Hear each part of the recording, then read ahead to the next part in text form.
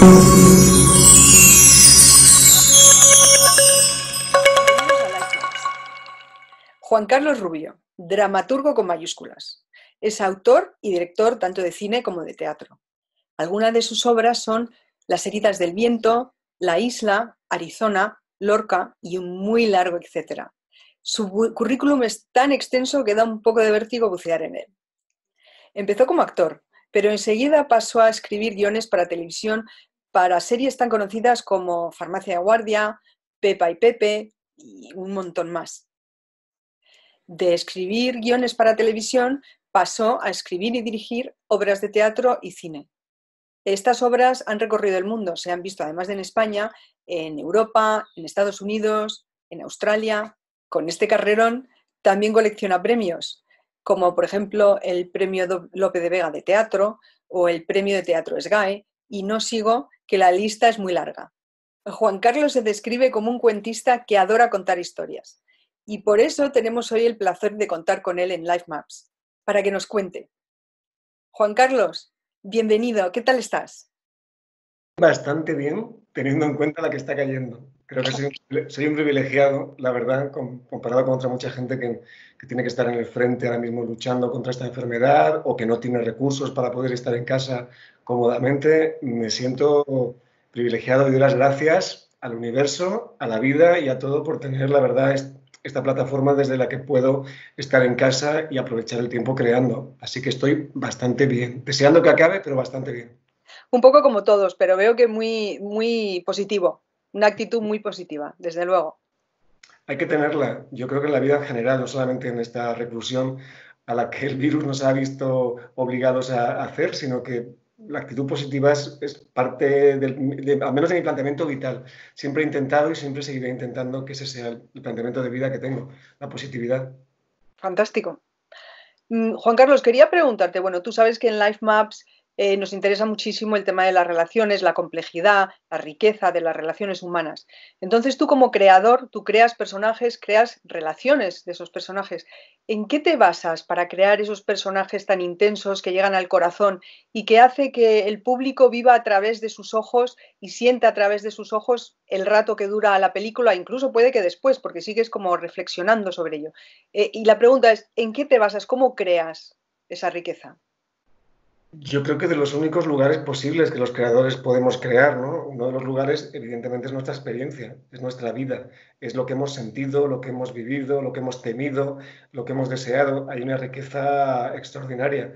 Otro lugar, evidentemente, natural de inspiración es la vida que nos rodea. No solamente lo que nos ha pasado a nosotros, sino la empatía con el otro. Al fin, lo que hacemos yo creo que la gran palabra clave en el universo es empatía. Eso nos cambiaría bastante como personas, ¿no? Y lo que hacemos los autores es intentar ponernos en el lugar del otro. Por lo tanto, la experiencia del otro es fundamental. Para mí es fundamental a la hora de crear personajes o historias que me cuentan, que veo en un periódico, que todo lo que vas recibiendo eres una esponja que lo coges, ¿no? Y por otro lado queda ese pequeño margen que es el de la imaginación. Lo que pasa es que yo creo que no podemos imaginar lo que no hemos visto o sentido. Yo creo que el ser humano solo puede recrear al final como pequeñas piezas de un puzzle de cosas que ya has sentido, vivido o visto en los demás. O sea, imaginar algo que nunca te ha pasado o oído es difícil. Pero bueno, ahí estarían experiencia, realidad e imaginación. Son las tres maneras de crear. Y bueno, muchas gracias por decir que mis historias tocan el corazón. Eso es lo que siempre pretendo, ¿no? Ya sea el corazón para reír, el corazón para pensar, el corazón para entrar en una zona más delicada del dolor. Y me ha encantado lo que has dicho de la empatía, porque estoy muy de acuerdo. La empatía es esencial para que las relaciones fluyan, para que nos entendamos mejor. Es que tenemos muy poca empatía en general, ¿eh? Me incluyo en este saco, ¿no? Creo que vivimos muchas veces en unas cápsulas en las que nos cuesta mucho trabajo ponernos en el lugar de los demás. Por eso cuando hablamos con alguien, generalmente estamos pensando la respuesta que le vamos a dar al otro para convencerle de lo que nosotros pensamos, en vez de por un momento escuchar. Has tocado un tema muy interesante y que bueno, que deberíamos dedicar todo un espacio a él, que ha sido el de escuchar, escuchar bien, no oír solamente, sino escuchar. Y es verdad, creemos que comunicar es hablar y comunicar es sobre todo escuchar. Sobre todo porque si tú escuchas a alguien en lo que te está comentando, no quiere decir que vayas a modificar tu pensamiento después de escuchar lo que te quieren decir, pero es importante. Como tú decías, no es lo mismo escuchar que comprender. Comprender lo que te dice el otro, aunque sea para rebatirlo después, está muy bien. Es la argumentación, es la base de los puntos de vista diferentes en la vida que creo que te enriquecen. Entonces yo creo que es muy importante la escucha. Tenemos una suerte, yo como me formé como actor y luego ya como dramaturgo y director, es verdad que todos los que nos dedicamos a este sector somos muy esponjas porque necesitamos robar material ajeno en cuanto a personalidades, maneras de hablar, de comportarse, de enfocar la vida. Y ahí tenemos un enorme material humano del que coger. O hablo por mí, ¿eh? Yo nunca hablo en plural, ¿eh? He de decir que todo lo que diga en esta entrevista, igual que en la vida, es absolutamente fruto de mi corta o mi larga experiencia, pero nada más. Dime una cosa, ¿es doloroso el proceso de crear? Para mí sí es doloroso. Es placentero cuando lo he terminado y compruebo, al menos desde mi subjetividad, que lo que yo quería hacer se parece bastante a lo que he hecho. Ahí sí que hay una consecución de un objetivo y desde luego hay un placer en ello, pero para mí el acto de la escritura, por ejemplo, ¿no? Sobre todo de la escritura. La dirección también trae problemas porque además es un acto en que estás conviviendo con otra mucha gente y ahí también hay diferentes personalidades que chocan o distintas maneras de entender las cosas, pero cuando escribo un texto sí que es un proceso doloroso porque en el fondo es un parto.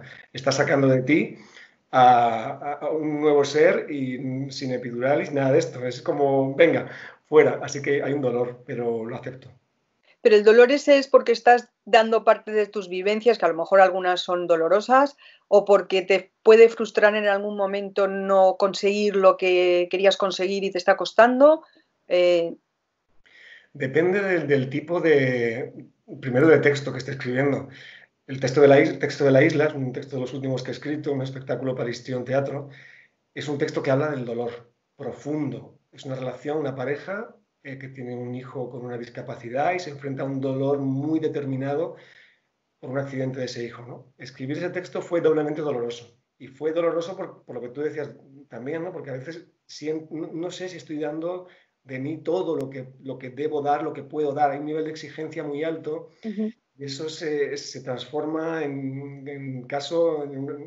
psicomatizas todo y terminas con una angustia muy grande, ¿no? Cuando escribo una comedia, por ejemplo, o un drama quizá no tan profundo como La Isla, el dolor tiene más que ver a veces con eso que tú decías, ¿no? De decir, es esto bastante bueno, vas a tener el nivel que yo quiero que tenga, la gente lo va a comprender, la gente se va a divertir, la gente lo va a emocionar. Las heridas del viento, que la escribiste primero para teatro en el año 2000 y luego se produjo como película, como cine, ¿no? Cuéntame, yo he visto que has dicho en alguna ocasión que esta obra ha sido una obra pues muy terapéutica para ti. Cuéntanos un poco por qué. La verdad es que casi todas mis obras tienen esa parte, ¿no? De por qué escribes una obra. A veces es un encargo y a veces es un impulso propio, ¿no? Las heridas del viento, que en realidad fue el segundo texto que yo escribí en el año 1999, aunque luego en el 2000 fue cuando ya lo empecé a mover, es un texto que yo dediqué a mi padre. Lo quise dedicar a mi padre. No es que mi padre tenga nada que ver con la historia concreta. Los autores generalmente tenemos un tema en la cabeza, una idea, y lo trasladamos a un argumento. El tema de las heridas sí que tiene que ver con algo que a mí me preocupaba, me rondaba la cabeza, quería saldar esa cuenta con mi vida, aunque el argumento, insisto, que cuenta la historia de este chico que encuentra unas cartas de su padre que acaba de fallecer y una de las cartas es una carta de amor, que él desconocía esa relación, eso a mí no me pasó. Me ha encantado encontrar una carta de ese tipo. No, pero sí es verdad que con mi padre había una relación de aceptarnos mutuamente, pero había cosas que yo nunca le conté a él, que él nunca me contó a mí, y no pasa nada. Yo creo que el problema está cuando te quedas con las ganas o realmente tienes la sensación de que no dijiste, de que no perdonaste, de que no fuiste capaz de volver a reencontrarte con un ser querido, ya sea tu padre, tu hermano, tu hijo, tu amigo. Yo creo que las heridas las escribí de verdad para contar mi punto de vista sobre el absurdo del ser humano que pensamos, primero, que nunca vamos a morir. Es un tema que si quieres hablamos de Séneca también, pero que ya está aquí el decir, hay que aprovechar la vida. La vida está para disfrutarla. Yo sé que todos podemos tener traumas algunos de luego muy graves. Hay gente que ha pasado unas infancias terribles, con abusos, con mil cosas. Eso marca, ¿no? Pero esos casos incluso que se ponen en manos de profesionales y que deben intentar, tienen que salir de ahí. Yo apuesto por la solución, por el diálogo o por el perdón. El rencor no deja de ser un veneno que te tomas tú mismo. Y creo que el diálogo es fundamental. Por eso esa obra fue para mí muy terapéutica escribirla, terapéutica verla porque se estrenó fuera de España en Miami en el 2005 y en varios países. Y luego ya cuando la monté aquí en España, con Kitty Mamber, esta actriz maravillosa, y Danny Muriel, este actor maravilloso, lo hicimos en teatro y luego hicimos la película. Y sí que es un espectáculo que cuando venía mucha gente a ver la obra y terminaba, notabas el impacto emocional de lo que habían visto, pero no por lo que habían visto, sino por lo que había removido dentro de ellos. Rompí, en cierta medida, estos cuerdas que a veces nos atamos al cuello y que no somos capaces de quitarnos, ¿no? A eso me refiero, porque es una obra muy terapéutica que me ha dado muchas alegrías, no solo como profesional, sino como persona, que es lo más importante. Cuando contamos historias, la gente ahí ve un reflejo de su vida que le conecta automáticamente con un lugar que intenta tapar, que es lo que hacemos muchas veces, poner tierra encima de sentimientos o de miedos, y eso lo destapa. Y ahí salía una fuerza sanadora increíble.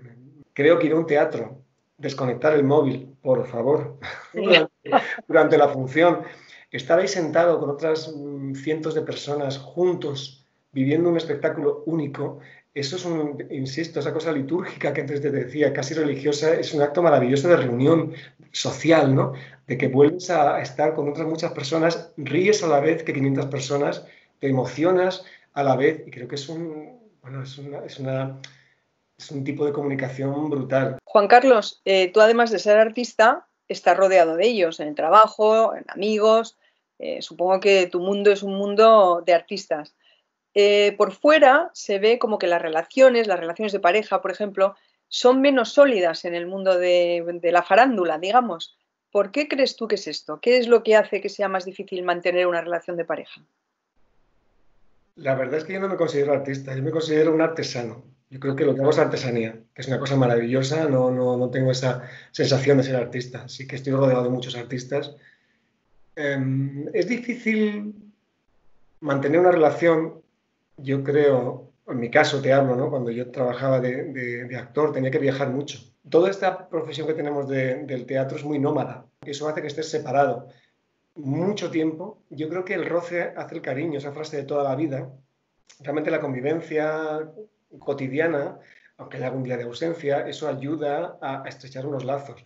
Cuando estás fuera, a pesar del WhatsApp y todo esto que estábamos hablando, que ayuda mucho, es más complicado. Es normal, nos fascinamos enseguida con nuevas energías. Me conoces a alguien, generalmente en esta profesión hay gente muy magnética, también hay gente con muchos problemas. No debería decir esto, pero bueno, lo digo, yo el primero. Y en ese mundo de nómadas que conviven en estas caravanas que montamos lejos de casa, pues surgen cosas. También aquí podríamos hablar del concepto de fidelidad o no, que es otro tema aparte, ¿no? O cómo uno enfoca su relación de pareja o qué es lo que demanda. Yo siempre he demandado fidelidad emocional, más que una fidelidad física, pero es más difícil quizá mantener a veces una relación tal y como se entiende, monógama porque hay muchos callejones que se abren muy atractivos. Pero bueno, las hay, evidentemente, relaciones maravillosas en esta profesión como en todas. ¿Qué te enamora de un actor? ¿Qué tiene que tener un actor o una actriz para que te seduzca y te sientas a gusto trabajando con él? La verdad es que he tenido mucha suerte porque me ha seducido y me seducen muchísimos actores y actrices, ¿no? Con los que además tiendo a repetir mucho. He tenido mucha suerte con la gente que he encontrado y primero que tenga una técnica, te hablo de teatro, ¿no? Pero en teatro que tiene que subir a un escenario y tener un instrumento, el actor tanto vocal como físico, me gusta mucho la gente que tiene una buena técnica, capaces de repetir y repetir cada día una partitura de acciones, de emociones, de ritmos y que parezca nuevo. Esa cosa de cada día es la misma función, pero es una función diferente. Y luego, por supuesto, que tengan corazón, que aparte de la técnica, tengan esa verdad teatral tan maravillosa en el cual, aunque veas que detrás hay un intérprete magnífico que está utilizando la voz, el cuerpo y todos los elementos que tiene. Y por último, lo que siempre le pido a los actores cuando trabajo con ellos es algo más, que es fe. La fe no se puede cuantificar. La fe se tiene o no se tiene. Y yo les pido, tenéis que tener fe. Entonces os pido que me dejéis vuestros ojos, que no os juzguéis, porque juzgarse es uno de los grandes problemas en la vida en general y en el teatro en particular, que no os juzguéis y dejéis que yo pueda trabajar con vosotros en esta relación fluida y comunicándonos y con dudas, pero que no os juzguéis porque os limitáis en el juicio. ¿Qué proceso tiene que sufrir un actor para conseguir llegar a hacerse con el personaje? Y además, ya de paso, cuál es tu labor como director en ese proceso? Que entiendo que debe ser un proceso difícil. Cada actor tiene técnicas, como te decía, los que tienen técnica, que son casi todos los que hacen teatro, muy distintas para llegar a un personaje. Desde luego, yo creo que la gente con la que yo trabajo, que son actores y actrices maravillosas, generalmente primero tienen mucha preparación respecto a lo que van a interpretar, les gusta mucho tener datos.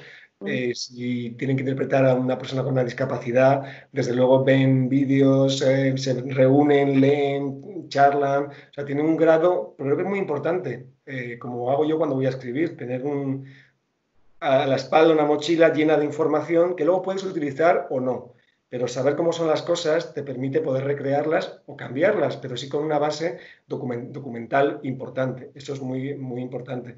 Luego el proceso con los actores, ellos generalmente, claro, el texto para mí es muy importante, porque soy autor, cuando yo les doy un texto ya a los actores, yo he estado muchos meses depurando, porque tú no sabes la importancia del lenguaje, o sea, el lenguaje verbal y no verbal. Es luego el lenguaje escrito, el lenguaje dicho, el lenguaje oral, lo que decimos es brutal, el impacto que tiene en el otro. Con lo cual yo le he dado muchas vueltas a esos diálogos. Es verdad que en colaboración con ellos, evidentemente hay cosas que se modifican, ¿no? Pero ahí hay una pugna, porque yo traigo unas ideas, porque esas palabras son así, y el actor a veces necesita otra construcción, otras palabras, y ahí hay un proceso lógico de colaboración. Pero bueno, el actor necesita sentir que ese traje que va a vestir tiene sus medidas y eso es normal, ¿no? Y luego ya se inicia este proceso, como te decía, de confianza mutua. Yo confiar en el instinto del actor muchas veces, en cosas que él me plantea, y él tener esa fe también en cosas que igual yo no le puedo explicar muchas veces porque son así, pero que confíe en que hay un final y un objetivo que yo busco. Porque muchas veces en teatro, además, el asunto está que en escena están a la vez varios actores, varios personajes, como en la vida, y no siempre el foco lo tiene el mismo. Es lo que hablamos de la escucha. En teatro es muy importante escuchar. Los actores buenos de verdad son los que mejor escuchan al otro actor. Entonces, eso, jugar con los focos en escena, las energías, los cambios de ritmo, hace falta esa colaboración entre director y actores. Te he oído decir que tenemos que querer a los demás como son, no como nosotros queremos que sean. Eso es difícil de conseguir. ¿Cómo se hace? ¿Cómo se consigue querer a los demás tal y como son? Que desde luego es un pilar fundamental de las relaciones humanas, poder aceptar a la gente como es, pero lo difícil es conseguirlo. ¿Tú tienes algún secreto para hacer eso? Tengo planteamientos vitales de cómo conseguirlo. No siempre lo consigo. Yo creo que la vida es un camino lleno de obstáculos y todo el rato estamos salvando esos obstáculos. Pues tan importante la labor que hacéis de coaching, tan importante la comunicación y tan importante que realmente haya, yo creo mucho en las terapias, en cualquier tratamiento, en cualquier cosa que pueda conseguir que nos desbloqueemos y que nos conectemos con los demás. Recientemente has estudiado Séneca para tu obra Desmontando a Séneca. ¿Qué te ha enseñado Séneca? Todo. Realmente en Séneca está todo. Hace muchos años que quería hincarle el diente a Séneca por muchas razones. Primero porque es un pensador universal de una categoría descomunal. Él tiene teatro como dramaturgo, pero me interesaba sobre todo sus estudios, ¿no?, filosóficos, su correspondencia, sus cartas, sus tratados, como por ejemplo de la brevedad de la vida, ¿no? Además, Séneca es cordobés, como yo, me sentía muy cercano, aunque fuera porque ha nacido en Córdoba y yo he nacido en Montilla. Y tenía muchas ganas de trabajar este libro de la brevedad de la vida que hacía mucho tiempo que había leído. Yo creo que la lectura es algo maravilloso, que te permite enfrentarte a veces en un momento de tu vida a un texto, pero años después es cuando realmente yo ya con mi edad y en este momento de mi vida en que ya estoy más cerca, mucho más cerca bueno, nunca se sabe, ¿no? Pero por lógica, si vivo lo que supuestamente uno debe vivir, estoy mucho más cerca de la muerte. y creo que no hablamos de la muerte con tanta frecuencia como se debería. El acto de morir es el acto de vivir, es una necesidad irremediable, como nos cuenta Séneca, y creo que valoraríamos más el tiempo. Él habla en esta obra de la brevedad de la vida, sobre todo del valor del tiempo. Y tener esa conciencia real de que esto se va a acabar, creo que nos daría muchas pautas a la hora de no enfadarnos tanto, a la hora de ser mucho más cordiales con los demás y con nosotros mismos, a la hora de rechazar a veces un exceso de trabajo que nos va a traer más dinero, pero nos va a quitar tiempo. Hay que valorar, ¿no? Sobre todo cuando puedes elegir. Pero los que tenemos la suerte de vivir un estado de bienestar como el que tenemos pues, mucha gente en estos momentos en el mundo, el tiempo es tan importante. Hacer lo que uno quiere o hacer lo que uno quiere puede ser hacer lo que quiere el otro, pero porque queremos dedicar el tiempo a esta persona. No solamente yo hago lo que me da la gana y no te hago ni caso, no. También podemos compartir el tiempo, pero ser conscientes del tiempo y ser conscientes de la muerte. Séneca plantea temas para mí fundamentales, como es la buena muerte. Y Séneca habla de esa buena muerte también en sus obras y de la brevedad de la vida. Y eso me lanzó a este espectáculo que justamente tuvimos que interrumpir el día 12, el día antes del estreno, que era el viernes 13 en Córdoba, pero que retomaremos pronto porque después de todo esto, la vida va a continuar y es más, durante todo esto, la vida debe continuar. Debemos ser felices, como dice Séneca, y consecuentes con nuestro tiempo, también ahora, porque el ahora es el valor más importante. Ni el pasado, que nos puede traer recuerdos maravillosos, ni el futuro que no existe. Es ahora la obligación de ser felices y emplear este tiempo que tenemos. Juan Carlos, me ha encantado hablar contigo. Igualmente. Ha sido un placer. Seguiría horas, pero hoy lo vamos a dejar aquí. Me gustaría escucharte más a ti. Me hubiera gustado mucho también escuchar tus respuestas, que tienes muchas cosas que contarme a mí y a toda la gente que te sigue, a toda la gente con la que trabajas. Así que la próxima vez que nos veamos, voy a ser yo quien te haga las preguntas, si te parece, y tú me contestas porque me gusta mucho, me siento muy empático con todo lo que me has preguntado y esos ojos, esa sonrisa que das, que también es parte de nuestro interior. Y un saludo para toda la gente que vea esto y para ti. Muchas gracias. Un beso enorme, Juan Carlos. Un beso.